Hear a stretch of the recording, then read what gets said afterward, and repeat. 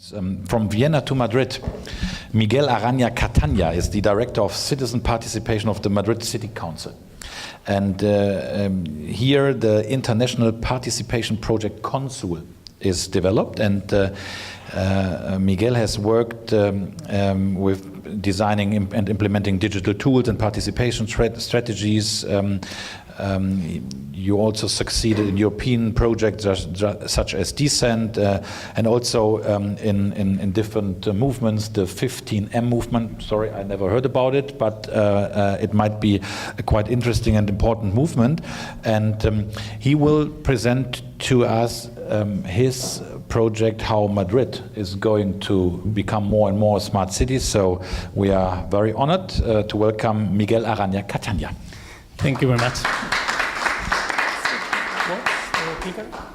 Because last time we tried it. Yeah, thank you very much. Very happy also to listen to the first introduction about the smart city, because this is exactly what we think smart cities should be in Madrid. And this is a quite, it's not very common to hear this kind of definition in the smart city context. So really happy we are thinking in that kind of approach. I want to present the Consul project. It's a project that we started 3 years ago in the City Council of Madrid.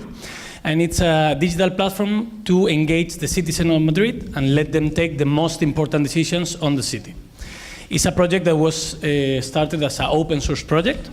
So we started in Madrid, but very fast spread to many other cities. Nowadays, there are more than 100 governments using that platform in 33 countries.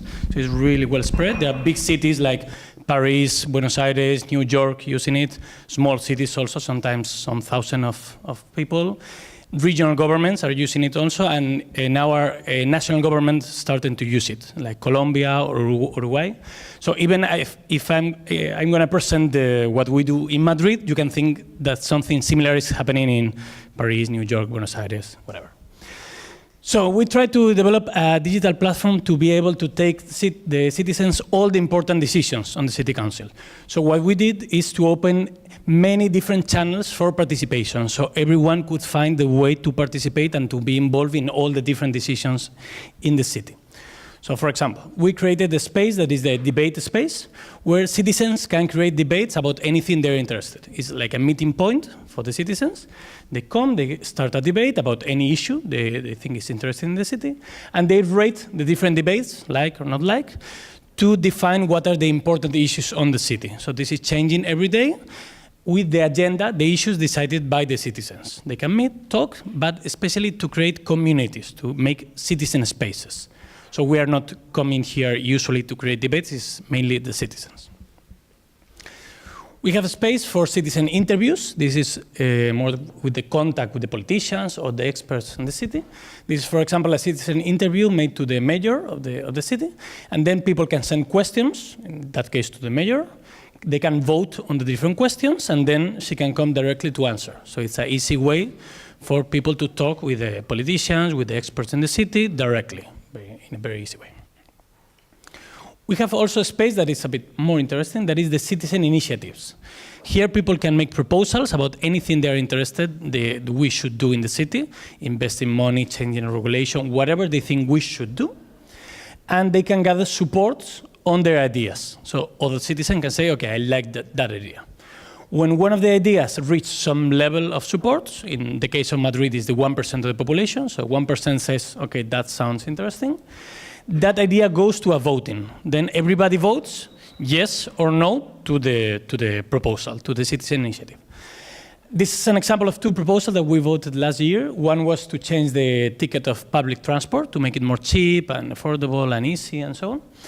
And the other one that probably is more relevant for this conference was called Madrid 100% Sustainable. Was a plan for the next 15, 20 years to have the most sustainable, green, environmental friendly city all over the world. There was a plan that was made by 400 organizations that joined together to make the plan. There was organizations like WWF, Intermon, also small organizations that joined together and they say, okay, now we can propose. So our priority is the environment, and we are going to propose a plan. Was voted, approved, so now we are doing that. So, and it was very interesting that this is the kind of priorities that start coming into the city, that sometimes has nothing to do with the priorities that we had in the political party that now is in the government or the other parties. So when we let the citizens take the decision and the priority, they start saying first, like, we care about the environment and the sustainability or the transport and so on. We have also other spaces when we get proposals or we open questions for people to answer about specific issues. Every time we are dealing with a new issue in the city, we are changing a regulation or we are doing something new and we think people should be involved, we open a specific space where we open some questions and people can answer, or we open a space for people to send ideas on this specific issue. For example, that was for a process that we did to create a human rights plan for the city, how to increase human rights from the city perspective. And then we were publishing our ideas from the experts in the city on how to do it, and people were sending also ideas and voting on all of them. So it's a way to co-work with the citizens on some specific problems or initiatives. Also, every time we are approving a new regulation in the city, we publish it, like this, and then people can select sentences or paragraphs and make comments and vote on these comments. So we let people be involved in every new regulation that we have in the city. So it's not only the citizen idea or proposal, it's also the daily work in the city council that we open it. And it's working really nice because we have, especially for the internal culture of the city council, people are surprised on how many experts are outside, how many brilliant people and brains are outside that really know about the specific expert issues that we are having inside and giving really very interesting and useful comments. So it's also helping it to change the internal organization in the city council. Also, we are doing specific projects for specific things that we are developing in the city. For example, that was for a redevelopment of one of the main squares in the city. We opened a process and we decided, okay, you have to decide how is this new square. So first was like a poll where people could vote how they imagine the new square, like more bike lanes or less, or more trees or less, or whatever. Then with the results, architects from all over the world sent different projects for the square, and people could vote on these projects. We had also a panel of experts in the city council to decide what was the best projects, but they were checking at the same time what people were voting, so taking together the decision. And finally, there was the 2 finalist projects, and people voted, and this in the left will be the new main square of the city. And it's nice. It's, again, we see the same kind of results that we see in the citizen initiatives. The new square is going to be like a square that is much more green, with more bike lanes, places to sit, and so. So also thinking on the size of, human size, let's say, of people in the city, to have a better environment, and so on. And also a cheap square, so also people care about how they spend their money. This, we are doing it for all the new redevelopments, all the new squares, all the main roads. People now vote how they imagine that it should be. And also we have a space of participation that is interesting. There is the participatory budgeting. This is a very common process in many cities. Part of the budget is decided directly by the citizens. But usually these spaces are decided only by just a group of organizations that are usually the active and the ones involved in the politics of the city. In that case, everybody can be involved. So anybody in the city can send ideas, vote, and they finally decide how we use that money. We do it every year with 100 million euros. So this is the amount of the budget that people can spend as they like. We have 30 million euros that are for ideas for the whole city. So for example, I want bike lanes all over the city. So your idea can cost up to 30 million euros.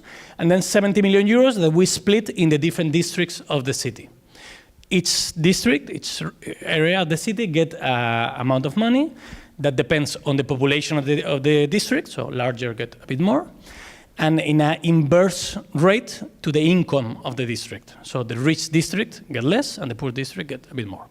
And then you can send your ideas for the district or for the city, and then, people send all ideas all over the city, and then people vote. And this is how it looks, the voting system. You have the proposal. We check, of course, in the city council that the proposals are legal, that we can do it, and how much it costs each proposal. And then there in the top, you see the bar. This is the money that you have. Like, for example, for the whole city, you have 30 million euros. And then you buy things. Then you buy, for example, this Fab Lab space, 3 million euros. Okay, I still have 27 million euros. Okay, so you have to think as the mayor. If you want expensive things, not many of them, cheap things, a lot of them. So you have to understand. So it's a Spanish way, yeah, this has been used. Actually, we copied it from Iceland. That was the first digital platform that used this kind of system, and we just thought it was very, very nice. And it works really nice. Each year we have around 300 projects that are the winning projects. And again, it's very interesting to see what kind of projects. Around half of them are environmental projects. So it's like, for example, there was from the first year, the most voted one was a network for spaces for recycling. Another one is to plan to have more trees in the city, to have solar panels, and so on. So half of them is environmental. They are thinking how to have a more green city. And half of them around is social issues. So for example, the second most voted proposal was to have more houses for women who suffer gender violence. That was the second priority of the citizens. Then we have another one that is about centers for people with Alzheimer's disease, for homeless, and so on. So also important issues that maybe are not issues from that are not suffering the majority of the population, but the majority of the population think are priority issues. So we are also really happy to see this kind of results. That is not a surprise for us because we have seen how this kind of direct participation processes work all over the world and always is the same kind of effect. So the majorities tend to protect the human rights, the minority, to reduce the public debt and so on. But it's nice when you see it in your own city and you approve it and you see it. So all this combination of spaces, the debates, the proposal, the votings and so on, create an environment where people can find the way to participate. It doesn't matter if they start the issue because it's like bottom-up ideas or proposal, or we start the issue, but it's all this kind of combination of processes, and it's make it really easy to engage people. We have nowadays in the city of Madrid more than 400,000 people who have signed up in the platform and they're participating in a regular way. So it's really a lot of people involved using all their wonderful brains to really create a better city and use better the budget and so on. And as I was commenting before, that this is very important, these are some of the cities using the platform in the world. The most important part for us is not what is happening in Madrid, because probably it will not affect you a lot of your lives. The most important part for us is that it's an open source project. So that means any public institution in the world can take it, use it, modify, do whatever they want with that for free. They don't need to pay. We also, in this network of governments using this platform, we help the new public institution to make it work. So whenever a city is interested, we help them to install it, to modify, whatever, also because we want most cities involved in this kind of dark democracy and participation standards. We also learn together. That's also very important. We just recently have the meeting that we have once a year, where people from all over this government meet together, and we stay like 3 days working on how to do participatory budgeting, how to communicate with citizens, how to change our legal structures, anything. So we learn together. Totally different contexts, from small cities to national governments, from places in Latin America to Asia to Europe, in different places. So it's really also a community of practices. And it's growing very fast. As I was commenting, more than 100 governments using it, 33 countries. We are also working with UNDP. It's going to be used for the Sustainable Development Goals for the 2030 agenda in 7 different cities. We are working with the Open Government Partnership. Last year, we got the United Nations Public Service Award to the project. So we really invite more cities. 100 is nice, but it could be 1,000. So we really invite you to join it and to press also your governments to join it. It's free, it's easy, it costs nothing, and it creates better society. So please help us to involve more governments on that. Thank you very much. Thank you. We are convinced.